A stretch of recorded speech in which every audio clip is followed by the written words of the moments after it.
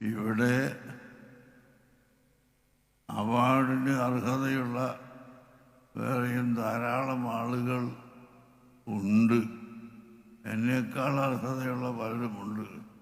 പക്ഷേ ഈ അവാർഡിൻ്റെ പരസ്യം പത്രത്തിൽ വന്ന അന്ന് മുതൽ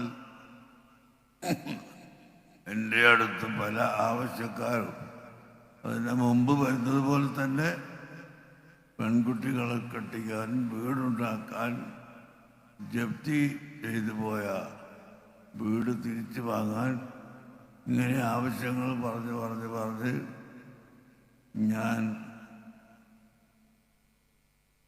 ഈ സംഖ്യ എല്ലാം കിട്ടിയാൽ അതെല്ലാം ചെയ്തു തരാമെന്ന് ഏറ്റുപോയിട്ടുണ്ട്. അതിൽ 1,00,000 ഉറുപ്പിക ബാക്കിയുണ്ട്.